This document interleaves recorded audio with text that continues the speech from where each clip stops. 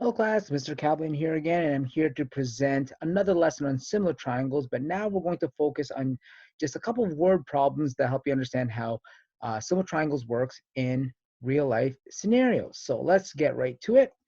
So we will be looking at three-word problems, looking at similar triangles, typically in different orientations, different sizes, and different locations. So again, just to give you an example, just more familiarity of how similar triangles work when you're setting up proportions. So let's take a look at the first example here.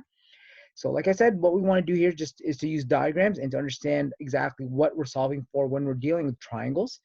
And again, we're going to use proportions to set it up and then solve for what the questions are asking us to solve for. So first things first, we're going to look at two objects that are standing vertically. So what we have here is a 10-meter flagpole casts a shadow 2 meters long.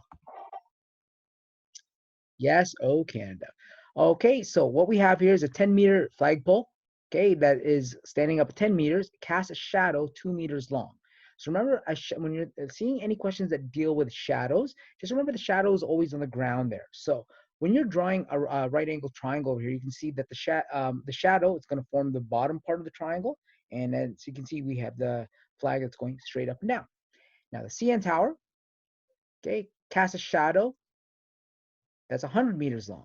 So what we have there is another right angle triangle that's going to help us solve for the next part of the question. So what in the world are we solving for? Well, we want to know how tall the CN Tower is, okay?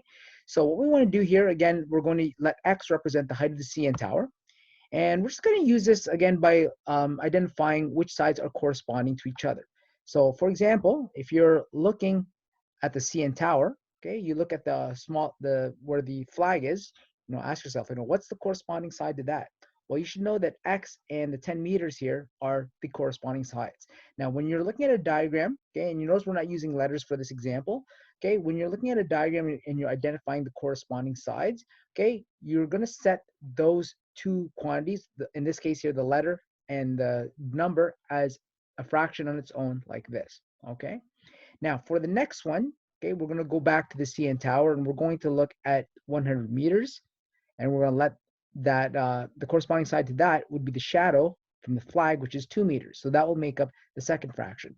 Now, when you're setting up these fractions over here, okay, use some sort of consistency when you're identifying how you're going to label them. So what I tend to do here to make things more consistent is you always identify the first shape side first, and then where it is corresponding on the other shape. Okay, so you can see what we have here is x over 10, okay, and then 100 over 2. Okay, whatever you do, don't mix and match the order over here, just stay consistent. All right, and then from here, we just cross multiply. So next thing here, we're going to multiply the 2 to the x, okay, and the 10 to 1,000. And last but not least, we're now going to divide both sides here by 2. So this tells us that the CN Tower here is going to be 500 meters. Okay. So again, all we did here was use the diagram on its own, identify the corresponding sides where each corresponding side would represent the fraction to help us set up a proportion to solve for the unknown side. All right, where it gets a little bit tricky is the next one over here is ones where you have triangles that are different sizes, okay, and going in different orientations. Now, the good thing about this, we do have letters to help us come up with those proportions. So it tells us here, it says triangle KLP is similar to NMP. Okay, so we're going to use proportions here, and this question is asking us to solve for the length of the pond, which you can see to be colored there in blue. Okay, so I'm going to go in the order of the similarity statement here. So the first one I'm going to do here is K to L.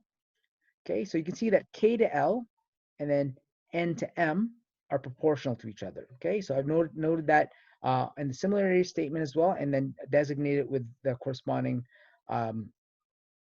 arrows as well. Okay, so we have K to L over N to M. Our next one here is L to P and then M to P. And last but not least here, we have P to K to P to N. All right.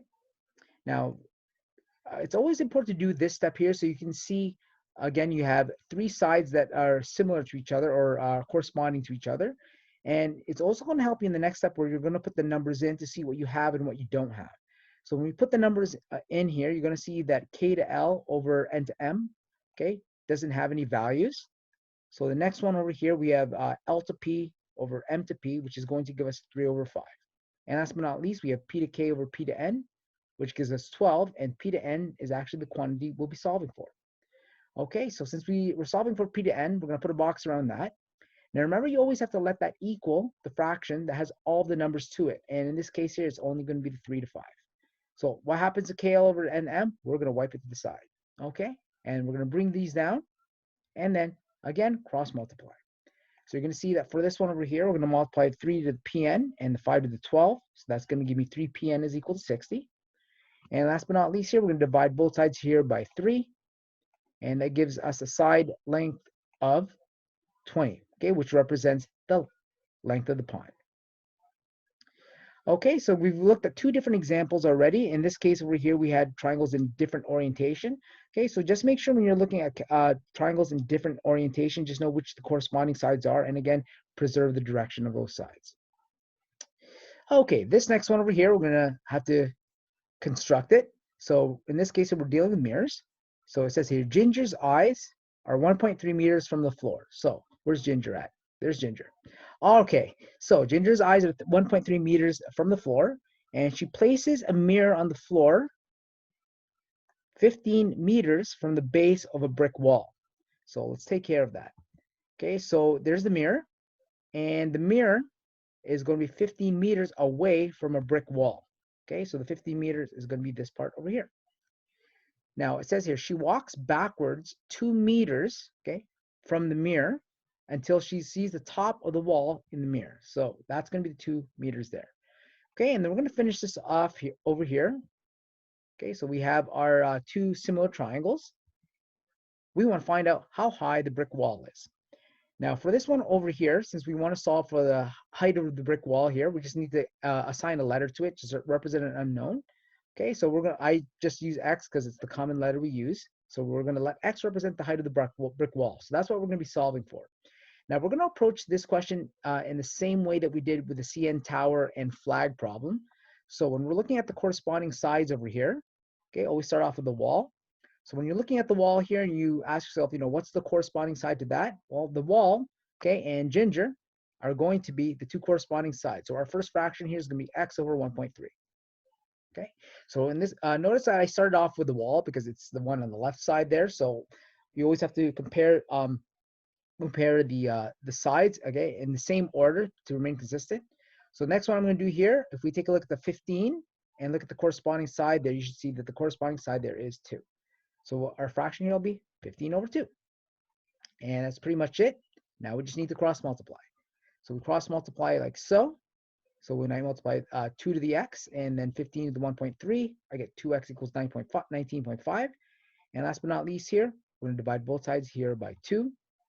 Okay, and what's going to happen here is we get an answer here of 9.75. Okay, and that's going to be in meters. And that wraps up this particular question here. So until the next lesson, I will see you then.